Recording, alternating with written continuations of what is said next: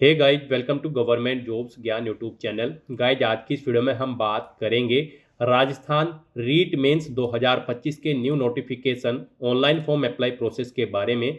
जी हाँ दोस्तों, Rajasthan staff selection board ने यहाँ पर राजस्थान प्राइमरी स्कूल टीचर और Rajasthan upper primary school teacher के 7,759 खाली पदों को भरने के लिए नोटिफिकेशन रिलीज कर दिए हैं। कैसे आप इन भर्तियों में पार्टिसिपेट करने के लिए अपने फॉर्म अप्लाई कर सकते हो बिना कोई मिस्टेक किए हुए, इसकी पूरी जानकारी हम आपको स्टेप बाय स्टेप रजिस्ट्रेशन से लेकर प्रिंट तक इस वीडियो में देंगे। बस आपको इस वीडियो को स्किप के बिना शुरू से लेकर एंड तक देखना है। उसके बाद वीडियो पसंद आए तो इसे लाइक और शेयर कर दें।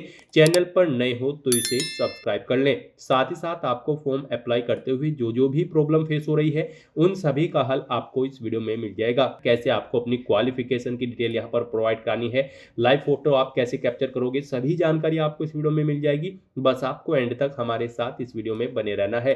तो बिना कोई वक्त गंवाए चलिए शुरू करते हैं। आपको इस वीडियो के डिस्क्रिप्शन बॉक्स में हमारी वेबसाइट IND-sarkari-naukri.in के इस पेज का लिंक मिल जाएगा। यहाँ पर आपको इस भर्ती के रिगार्डिंग सभी डिटेल्स प्रोवाइड कर दी गई है। राजस्थान स्टाफ सिलेक्शन बोर्ड ने Rajasthan eligibility examination for teachers REET mains 2025 के लिए नोटिफिकेशन रिलीज कर दिया है। यहाँ पर इसके तहत प्राइमरी स्कूल टीचर और अपर प्राइमरी स्कूल टीचर के खाली पदों को भरा जाएगा। प्राइमरी स्कूल टीचर यहाँ पर कक्षा 1 से 5 तक के बच्चों को पढ़ाएंगे और अपर प्राइमरी स्कूल टीचर यहाँ पर कक्षा 6 से 8 के बच्चों के लिए रिक्रूट किए जा रहे हैं। कक्षा 6 से 8 के बच्चों को पढ़ाएंगे। टोटल नंबर ऑफ वैकेंसी 7,759 है। प्राइमरी स्कूल टीचर के लिए 5,636 वैकेंसी है। अपर प्राइमरी स्कूल टीचर के लिए 2,123 वैकेंसीज है। आप 7 नवंबर 2025 से 6 दिसंबर 2025 तक अपने फॉर्म अप्लाई कर सकते हो। एग्जाम आपका 17 से 21 जनवरी 2026 के बीच में कंडक्ट होगा। आकर्षक सैलरी पैकेज आपको यहाँ पर प्रोवाइड कराया जाएगा। एजुकेशनल क्वालिफिकेशन की अगर बात करें तो यहाँ से आप चेकआउट कर सकते हो। प्राइमरी स्कूल टीचर जनरल के लिए क्या आपकी क्वालिफिकेशन है, प्राइमरी स्कूल टीचर संस्कृत के लिए क्या आपकी क्वालिफिकेशन है, upper primary school teacher Sanskrit के लिए क्या क्वालिफिकेशन है और upper primary school teacher Hindi, English, social science और मैथ साइंस के टीचर के लिए क्या आपकी क्वालिफिकेशन है, यहाँ से आप चेकआउट कर सकते हो। यहाँ पर प्राइमरी स्कूल टीचर जनरल के लिए आपके पास सीनियर सेकेंडरी पास आउट होना जरूरी है 50% मार्क्स के साथ, और आपके पास 2 साल का डिप्लोमा होना चाहिए एलिमेंट्री एजुकेशन में, या फिर गाइड यहाँ पर आपका सीनियर सेकेंडरी पास आउट होना चाहिए 45% मार्क्स के साथ, और 2 साल का डिप्लोमा होना चाहिए आपके पास एलिमेंट्री एजुकेशन में जो कि NCT नॉर्म्स 2002 के अकॉर्डिंग हो। तो यहाँ से आप अपनी क्वालिफिकेशन की डिटेल चेकआउट कर सकते हो। अपर प्राइमरी स्कूल टीचर के लिए भी यहाँ से आप चेकआउट कर सकते हो। इसमें अप्लाई करने के लिए आपके पास बैचलर डिग्री होनी चाहिए और 2 साल का डिप्लोमा होना चाहिए एलिमेंट्री एजुकेशन का, या फिर आपके पास बैचलर डिग्री 45% मार्क्स के साथ पास आउट होनी रिक्वायर्ड है, और आपके पास यहाँ पर BEd NCT नॉर्म्स 2002 के अकॉर्डिंग कंप्लीट होनी चाहिए। तो यहाँ से आप अपनी क्वालिफिकेशन की डिटेल चेकआउट कर सकते हो कि इस एग्जाम में पार्टिसिपेट करने के लिए क्या आपकी क्वालिफिकेशन है। साथ ही साथ यहाँ पर आपका रीट एग्जाम भी पास आउट होना जरूरी है। प्राइमरी स्कूल टीचर और अपर प्राइमरी स्कूल टीचर दोनों पोस्ट पर अप्लाई करने के लिए आयु सीमा आपकी 18 से 40 साल रखी गई है। जनरल OBC के लिए 600 रुपये फीस है। SC ST OBC NCL के लिए 400 रुपये फीस है। फीस का अमाउंट आप ऑनलाइन मोड से जमा करा सकते हो।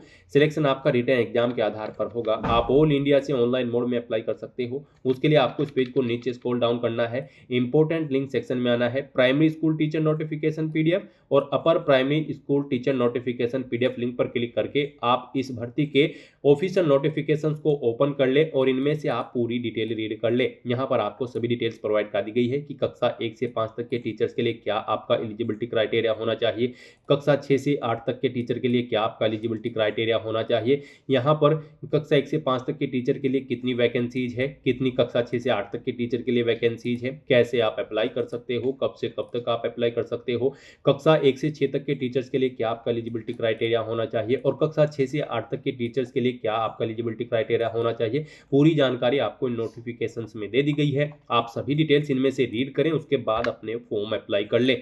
फॉर्म अप्लाई करने के लिए भी आपको हमारी वेबसाइट के इसी पेज पर ही अप्लाई ऑनलाइन का ये लिंक दिया गया है। जैसे ही आप इस लिंक पर क्लिक करेंगे आपके सामने राजस्थान सिंगल साइन ऑन का ये पोर्टल ओपन होगा। अब गाइस, यहाँ पर आपको अपनी SSO ID या फिर यूजर नेम एंटर करना है, अपना पासवर्ड आपको एंटर करना है, ये कैप्चा कोड आपको यहाँ पर एंटर करना है और उसके बाद आपको लॉगिन की टैब पर क्लिक करते हुए अपने डैशबोर्ड में लॉगिन करके प्राइमरी स्कूल टीचर या फिर अपर प्राइमरी स्कूल टीचर की पोस्ट के लिए अप्लाई कर लेना है। यहाँ पर आपको वन टाइम रजिस्ट्रेशन करने की जरूरत नहीं है, क्योंकि इस भर्ती में केवल वे ही कैंडिडेट अप्लाई कर सकते हैं जिन्होंने रीट 2022 या 25 में पार्टिसिपेट किया है और वो यहाँ पर पास आउट हो चुके हैं। केवल वही कैंडिडेट यहाँ पर एलिजिबल हैं, अप्लाई कर सकते हैं। तो जब आपने 2022 या 25 में अपना फॉर्म अप्लाई किया होगा रीट के लिए, तो आपने अपना रजिस्ट्रेशन कर रखा होगा। तो यहाँ पर अब आपको अपने रजिस्ट्रेशन करने की जरूरत नहीं है, बस आपको यहाँ पर अपनी SSO ID user name enter करके अपना पासवर्ड एंटर करके लॉगिन करना है और अपना फॉर्म अप्लाई कर लेना है। और गाइस यहाँ पर अगर आप किसी कारणवश अपनी SSO ID या फिर पासवर्ड भूल चुके हो तो यहाँ पर आपको ऑप्शन दिए गए हैं I forgot my digital identity SSO ID। इसके सामने आपको क्लिक हियर का लिंक दिया गया है, आप इस पर क्लिक करेंगे, अपनी बेसिक डिटेल्स प्रोवाइड करते हुए अपनी SSO ID यहाँ पर गेट कर लेंगे। और अगर आप अपना पासवर्ड भूल चुके हो उसके लिए भी आपको ऑप्शन दिया गया है आई फॉरगॉट माई पासवर्ड। इसके सामने भी आपको क्लिक हियर का लिंक दिया गया है, आप इस पर क्लिक करेंगे, अपनी बेसिक डिटेल्स यहाँ पर प्रोवाइड करते हुए आप अपना पासवर्ड यहाँ पर रीसेट कर लेंगे। इस तरह से यहाँ पर आप अपनी यूजर आईडी या फिर SSO ID एंटर करके अपना पासवर्ड एंटर करके लॉगिन कर लें इस भर्ती पर अप्लाई करने के लिए। लेकिन फिर भी दोस्तों, अगर आपको यहाँ पर SSO के पोर्टल पर रजिस्ट्रेशन का पूरा प्रोसेस चेकआउट करना है कि कैसे आप अपना SSO के पोर्टल पर रजिस्ट्रेशन कर सकते हो, उसके लिए आपको इस वीडियो के डिस्क्रिप्शन बॉक्स में हमारी दूसरी वीडियो का लिंक मिल जाएगा, जिससे आप SSC के पोर्टल पर अपना वन टाइम रजिस्ट्रेशन का पूरा प्रोसेस चेकआउट कर सकते हो। लॉगिन करने के बाद आपको आपके डैशबोर्ड में ऑनगोइंग रिक्रूटमेंट सेक्शन में आना है और यहाँ पर आने के बाद गाइज आपको इसे नीचे स्क्रॉल करना है। यहाँ पर आपको प्राइमरी स्कूल टीचर और अपर प्राइमरी स्कूल टीचर के दो ऑप्शन दिए गए हैं और इनके सामने आपको अप्लाई नाउ के टैब प्रोवाइड कराए गए हैं।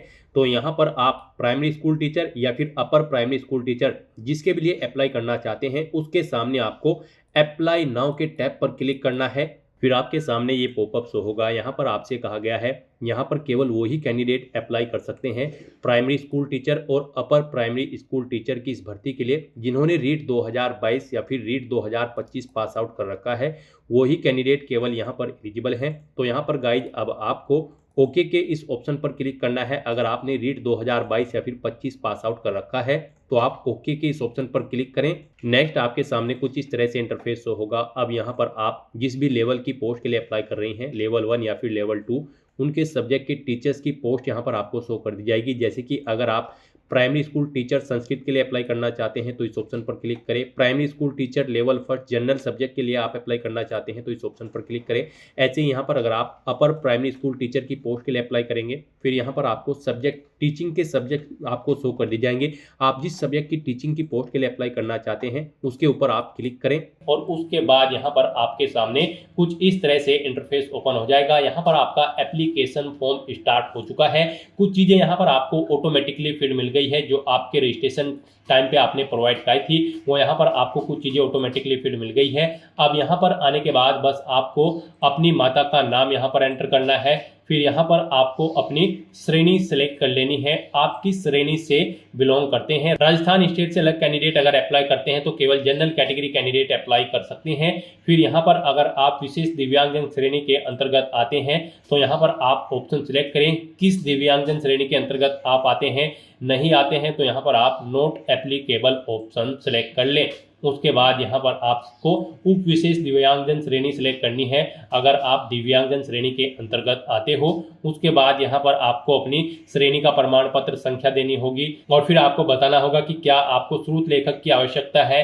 अगर है तो यहाँ पर आप स्वयं उसकी प्रबंध करेंगे या फिर विभाग को उसका प्रबंध करना है, यहाँ पर आपको ऑप्शन मिल जाएगा। और गाइस अगर आप यहाँ पर विशेष दिव्यांगजन श्रेणी के अंतर्गत नहीं आते हो तो फिर आगे के ये ऑप्शन आपको यहाँ पर डिसेबल्ड कर दिए जाएंगे। उसके बाद यहाँ पर आपको अपना रिलीजन सिलेक्ट करना है, अपनी वैवाहिक स्थिति मैरिटल स्टेटस आपको बताना है, आप मैरिड हो या फिर अनमैरिड हो या फिर डाइवोर्स हो, आप अपने अकॉर्डिंग ऑप्शन सिलेक्ट करें। उसके बाद यहाँ पर अगर आप मैरिड हो तो यहाँ पर आपको अपने जीवित बालक की संख्या देनी है और आपको यहाँ पर आपका मोबाइल नंबर ऑटोमेटिकली फिर मिल जाएगा। अपना व्हाट्सएप मोबाइल नंबर देना चाहते हैं तो वो यहाँ पर आप दे सकते हैं। आपके पास जन आधार आईडी है तो वो आप यहाँ पर एंटर कर सकते हैं, नहीं है तो इस कॉलम को आप खाली छोड़ दें। गाइस यहाँ पर जिन कॉलम के सामने रेड कलर का स्टार बना हुआ है उनमें आपको डिटेल्स देनी मस्ट है, और जिनमें नहीं बना हुआ है वो ऑप्शनल है, आप उनकी डिटेल चाहे तो दें चाहे या फिर न दें। उसके बाद यहाँ पर आपसे पूछा गया है क्या आप राजस्थान के अनुसूचित क्षेत्र से संबंधित हैं, अगर हैं तो आप यस करेंगे, नहीं तो आप नो ऑप्शन यहाँ पर सिलेक्ट करेंगे। अगर आप राजस्थान स्टेट से बाहर के कैंडिडेट हैं उसके बाद यहाँ पर आपको अपना कोरोस्पोंडेंस एड्रेस एंटर करना है। कोरोस्पोंडेंस एड्रेस में आपको अपना स्टेट चुनना है, अपना डिस्ट्रिक्ट चुनना है, शहर या फिर गांव का नाम देना है, अपना पिन कोड देना है, अपना फोन नंबर देना है, ये ऑप्शनल है। इस तरह से अपनी डिटेल्स फिल करने के बाद अब गाइस यहाँ पर आपको नेक्स्ट के इस ऑप्शन पर क्लिक कर देना है। बेसिक डिटेल्स प्रोवाइड करने के बाद अब आपको अपनी पर्सनल डिटेल्स यहाँ पर देनी है। सबसे पहले यहाँ पर आपको अपनी नेशनलिटी सिलेक्ट कर लेनी है, फिर यहाँ पर आपको अपना स्टेट सिलेक्ट कर लेना है, उसके बाद यहाँ पर आपको अपना डिस्ट्रिक्ट सिलेक्ट कर लेना है। फिर आपसे पूछा गया है कि क्या आप इंडिया में कहीं बाहर से सेटल्ड हुए हैं, अगर हुए हैं तो आप यहाँ पर यस करें, और फिर किस देश से आप सेटल्ड हुए हैं उस देश का नाम आप यहाँ पर सिलेक्ट करें, और अगर आप इंडिया से ही हैं तो यहाँ पर आपको नो ऑप्शन सिलेक्ट करना है। उसके बाद आपसे पूछा गया है कि क्या आप भूतपूर्व सैनिक हैं, अगर हैं तो आप यहाँ पर यस ऑप्शन सेलेक्ट करें, और फिर अपना सर्विस का स्टेटस बताएं, आप रिटायर्ड है या फिर सर्विस पर हैं। अगर सर्विस पर है तो फिर यहाँ पर आपको अपना एनओसी लेटर नंबर देना है, डेट ऑफ एनओसी यहाँ पर आपको सिलेक्ट करनी है, और अगर आप रिटायर्ड हो चुके हैं तो रिटायर्ड ऑप्शन सिलेक्ट करें। फिर आपको अपना पीपीओ नंबर देना है, डेट ऑफ रिटायरमेंट यहाँ पर आपको सिलेक्ट करनी है, और अगर आप भूतपूर्व सैनिक नहीं है तो यहाँ पर आपको नो ऑप्शन सिलेक्ट करना है। आगे की डिटेल आपको डिसेबल्ड कर दी जाएगी। उसके बाद आपसे पूछा गया कि क्या आप स्पोर्ट पर्सन हैं, अगर हैं तो यहाँ पर आप यस ऑप्शन सिलेक्ट करें। स्पोर्ट पर्सन किस टाइप से हैं, आप नेशनल या फिर इंटरनेशनल लेवल के, आप अपने अकॉर्डिंग ऑप्शन सेलेक्ट करें, और अगर आप नहीं हैं स्पोर्ट पर्सन तो आपको नो ऑप्शन सेलेक्ट करना है। फिर यहाँ पर आपसे पूछा गया कि क्या आप मौजूदा सरकारी विभाग या फिर सार्वजनिक उपक्रम कर्मचारी हैं, अगर हैं तो आप यहाँ पर यस करें, और फिर यहाँ पर डिपार्टमेंट का नाम एंटर करें, नहीं है तो आप नो ऑप्शन सेलेक्ट कर लें। उसके बाद आपसे पूछा गया कि क्या आप एज में एडिशनल इलेक्शन चाहते हैं, अगर यहाँ पर एडिशनल इलेक्शन एक्स प्रिजनर यानी कि जेलर को मिलेगा, एनसीसी कैडेट इंस्ट्रक्टर को मिलेगा, आर्मी कैंडिडेट को मिलेगा। यहाँ पर अगर आपको नहीं चाहिए एज में इलेक्शन तो फिर आपको नॉट एप्लीकेबल ऑप्शन सिलेक्ट करना है। इस तरह से अपनी डिटेल फिल करने के बाद अब आपको नेक्स्ट के इस ऑप्शन पर क्लिक कर देना है। नेक्स्ट यहाँ पर आपको अपनी एजुकेशनल क्वालिफिकेशन की डिटेल प्रोवाइड करनी है। सबसे पहले यहाँ पर आप इस चेकबॉक्स को ओके करेंगे। उसके बाद गाइस यहाँ पर आपको अपनी 10वीं क्लास की डिटेल प्रोवाइड करनी है। इसमें आप सबसे पहले अपने सब्जेक्ट यहाँ पर एंटर करेंगे। 10वीं क्लास में आपके पास कौन कौन से सब्जेक्ट थे वो यहाँ पर आप एंटर कर दें, या फिर आप ऑल यहाँ पर एंटर कर सकते हैं। उसके बाद आपको बताना है आपने रेगुलर की है या फिर प्राइवेट, फिर आपको बोर्ड या स्कूल का नाम देना है या यूनिवर्सिटी का नाम जिससे आपने अपनी 10वीं क्लास पास आउट की है। अपना रोल नंबर यहाँ पर आपको एंटर करना है। परीक्षा का जो परिणाम था वो किस मोड में था, सीजीपीए में या फिर परसेंटेज में, आप अपने अकॉर्डिंग ऑप्शन सेलेक्ट करेंगे, या फिर ग्रेड में, और आपने कब पास आउट किया है वो ईयर आप सेलेक्ट करेंगे। कितने परसेंट मार्क्स आपने ऑब्टेन किए हैं वो आप एंटर करेंगे। और फिर गाइस यहाँ पर आपको अपनी एक जो 10वीं की मार्कशीट या फिर सर्टिफिकेट है उसे अपलोड करना होगा। उसके लिए आपको यहाँ पर चूज फाइल का ऑप्शन मिलेगा। आप चूज फाइल के ऑप्शन पर क्लिक करेंगे, फाइल को सिलेक्ट करेंगे और अपनी 10वीं की मार्कशीट या फिर सर्टिफिकेट यहाँ पर अपलोड कर देंगे। आपका जो यहाँ पर ये डॉक्यूमेंट होगा उसका साइज 500 KB से कम होना चाहिए। ये डॉक्यूमेंट यहाँ पर आपका PDF फॉर्मेट में होना चाहिए। उसके बाद ऐसे ही यहाँ पर आपको अपनी 12वीं क्लास की डिटेल प्रोवाइड करनी है। यहाँ पर आप चाहें तो अपनी 12वीं क्लास की डिटेल प्रोवाइड कर दें, या फिर आप अपनी ग्रेजुएशन की डिटेल भी यहाँ पर आप डायरेक्टली प्रोवाइड कर सकते हैं। यहाँ पर आपके लिए बेस्ट रहेगा आप पहले अपनी 12वीं क्लास की डिटेल दें। यहाँ पर आप सीनियर सेकेंडरी ऑप्शन सेलेक्ट करें, फिर आप बताएं आपके पास 12वीं में कौन सी स्ट्रीम थी, पीसीएम थी, फिजिक्स केमिस्ट्री मैथ था या फिर बायो थी, आप अपने अकॉर्डिंग यहाँ पर एंटर करेंगे। फिर आपको अपना यहाँ पर बताना है कि आपने रेगुलर की है या फिर प्राइवेट, बोर्ड या यूनिवर्सिटी का नाम देना है, अपना 12वीं का रोल नंबर आपको एंटर करना है, रिजल्ट का मोड क्या था, सीजीपीए, ग्रेड या फिर परसेंटेज आप ऑप्शन सेलेक्ट करेंगे, कब आपने पास आउट किया है वो ईयर आप सेलेक्ट करेंगे, कितने परसेंट मार्क्स आपने ऑब्टेन किए हैं वो यहाँ पर आप एंटर करेंगे। और फिर आप चूज फाइल के ऑप्शन पर क्लिक करते हुए फाइल को सिलेक्ट करके अपना 12वीं का सर्टिफिकेट या मार्कशीट यहाँ पर अपलोड कर देंगे। ये भी आपको PDF फॉर्मेट में अपलोड करनी है। 500 KB से कम इसका भी साइज होना चाहिए। यहाँ पर आप जो भी अपने डॉक्यूमेंट अपलोड करेंगे उनका साइज 500 KB से कम होना चाहिए आपके एजुकेशनल सर्टिफिकेट्स का। इस तरह से यहाँ पर आपको अपनी 12वीं क्लास की डिटेल भी ऐड कर देनी है। उसके बाद यहाँ पर आपके पास थर्ड ऑप्शन है कि आपके पास 2 साल का डिप्लोमा है एलिमेंट्री एजुकेशन का, या फिर आपके पास 4 साल की बैचलर डिग्री है एलिमेंट्री एजुकेशन की, यानी कि BL.Ed आपके पास है। आप अपने अकॉर्डिंग ऑप्शन सेलेक्ट करेंगे और उसकी डिटेल यहाँ पर आप प्रोवाइड कराएंगे। तो यहाँ पर अपने अकॉर्डिंग ऑप्शन सेलेक्ट करने के बाद फिर आपको उसका सब्जेक्ट ग्रुप देना है, किसके अंतर्गत आपने ये डिप्लोमा या फिर डिग्री की है। फिर आपको बताना है आपने इसे रेगुलर या प्राइवेट किया है, बोर्ड या यूनिवर्सिटी का नाम देना है, अपना रोल नंबर आपको देना है, फिर आपको बताना है आपका रिजल्ट का जो टाइप है वो परसेंटेज में था, ग्रेड में था या फिर सीजीपीए में। आप अपने अकॉर्डिंग ऑप्शन सेलेक्ट करेंगे, पासिंग ईयर यहाँ पर सेलेक्ट करेंगे, कितने परसेंट मार्क्स आपने इसमें ऑब्टेन किए हैं वो यहाँ पर आप देंगे।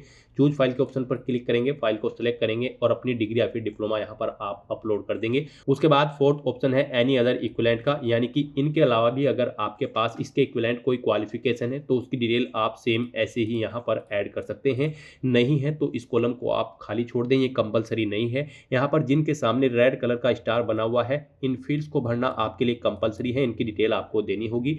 गाइज हम आपको बता दें, इस भर्ती में पार्टिसिपेट करने के लिए आपके पास जो रिक्वायर्ड क्वालिफिकेशन है वो कुछ इस तरह से होनी चाहिए। यहाँ पर अगर आप प्राइमरी स्कूल टीचर की पोस्ट के लिए अप्लाई कर रहे हैं जनरल सब्जेक्ट के लिए, तो आपके पास सीनियर सेकेंडरी पास आउट होना जरूरी है कम से कम 50% मार्क्स के साथ, और आपके पास 2 साल का डिप्लोमा होना चाहिए एलिमेंट्री एजुकेशन में, या फिर आपका सीनियर सेकेंडरी पास आउट होना जरूरी है 45% मार्क्स के साथ, और 2 साल का डिप्लोमा होना चाहिए यहाँ पर एलिमेंट्री एजुकेशन में एनसीटी नॉर्म्स 2002।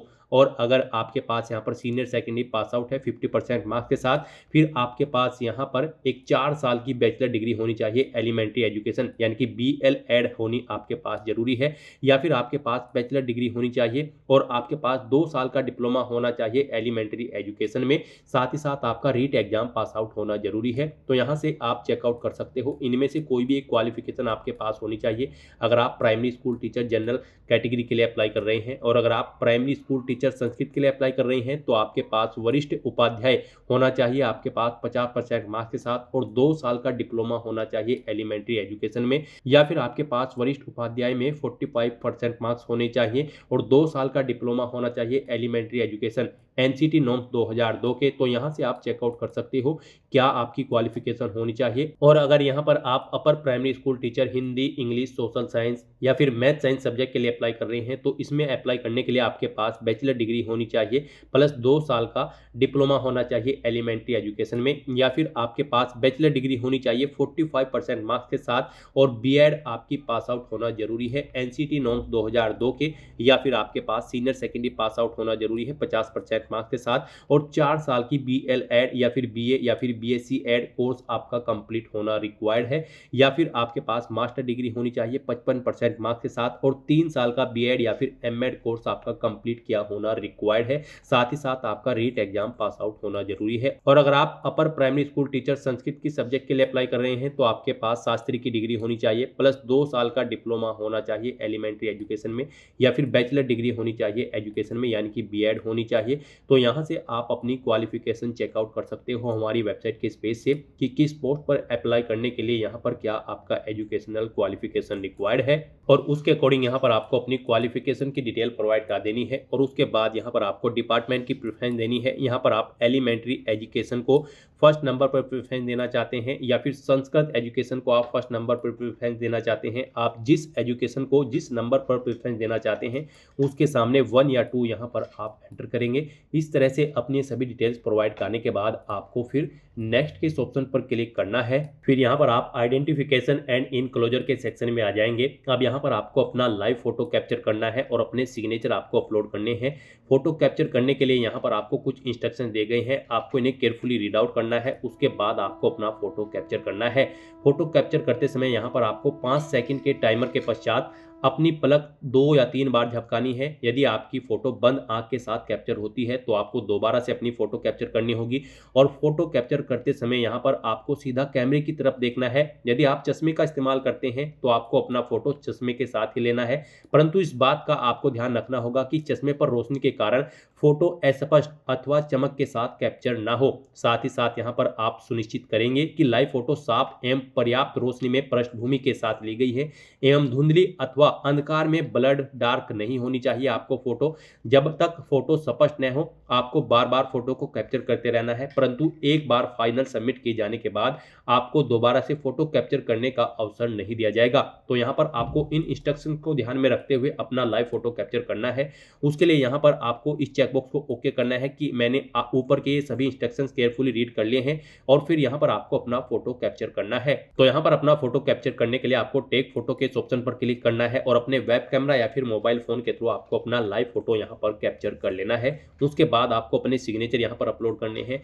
सिग्नेचर की फाइल का साइज आपका 20 KB से 50 KB के बीच में होना चाहिए। वो JPG या फिर JPEG फॉर्मेट में होनी चाहिए। तो अपने सिग्नेचर की फाइल को अपलोड करने के लिए आपको चूज फाइल के ऑप्शन पर क्लिक करना है, फाइल को सिलेक्ट कर लेना है और अपने सिग्नेचर्स यहाँ पर आपको अपलोड कर देने हैं। उसके बाद आपकी बॉडी पर कोई कट या तिल का निशान है तो उस पैलेस का नाम यहाँ पर आपको एंटर करना है, नहीं है तो यहाँ पर आपको नो मार्क एंटर कर देना है। इस तरह से अपनी डिटेल प्रोवाइड करने के बाद फिर आपको नेक्स्ट के इस ऑप्शन पर क्लिक करना है। नेक्स्ट यहाँ पर आपको अपनी डिस्ट्रिक्ट प्रेफरेंस देनी है। यहाँ पर आप जिस डिस्ट्रिक्ट को जिस नंबर पर प्रेफरेंस देना चाहते हैं उस नंबर पर आप सिलेक्ट करेंगे। आप यहाँ पर सिलेक्ट के इस ऑप्शन पर क्लिक करेंगे, आपको राजस्थान के जितने भी डिस्ट्रिक्ट है उनकी यहाँ पर आपको लिस्ट शो होंगी। आप जिस डिस्ट्रिक्ट को जिस नंबर पर प्रेफरेंस देना चाहते हैं उस नंबर पर आप सिलेक्ट करेंगे, वो यहाँ पर ऐड हो जाएंगे। यहाँ पर आपको 41 डिस्ट्रिक्ट की लिस्ट शो की गई है। आपको इनमें से जिस डिस्ट्रिक्ट को जिस नंबर पर प्रेफरेंस देनी है उस नंबर पर आप सिलेक्ट करेंगे और यहाँ पर वो 1 बाय 1 करके ऐड हो जाएंगे। फिर आपको इस पेज को नीचे स्क्रॉल डाउन करना है। डिस्ट्रिक्ट प्रेफरेंस देने के बाद आपको इस पेज को नीचे स्क्रॉल डाउन करते हुए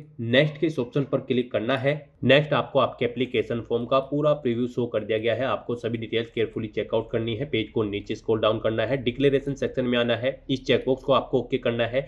कहीं पर कोई मिस्टेक है तो आप अपडेट के इस ऑप्शन पर क्लिक करके अपने फॉर्म में आप चेंज आउट कर सकते हो और अगर सभी चीजें ओके हैं तो बस यहाँ पर अब आपको अपना फॉर्म सबमिट कर देना है। उसके लिए आपको फाइनल सबमिट के स्टेप पर क्लिक करना है और अपना फॉर्म सबमिट कर देना है। उसके बाद आपके सामने ये पॉपअप शो होगा। यहाँ पर आकर आपको इस चेकबॉक्स को ओके करना है, फिर आपको सेंड OTP के ऑप्शन पर क्लिक कर देना है। उसके बाद आपके रजिस्टर्ड मोबाइल नंबर और ईमेल आईडी पर एक OTP सबमिट किया गया है, वो OTP आपको यहाँ पर एंटर करना है और उसके बाद यहाँ पर आपको वेरीफाई OTP के ऑप्शन पर क्लिक कर देना है।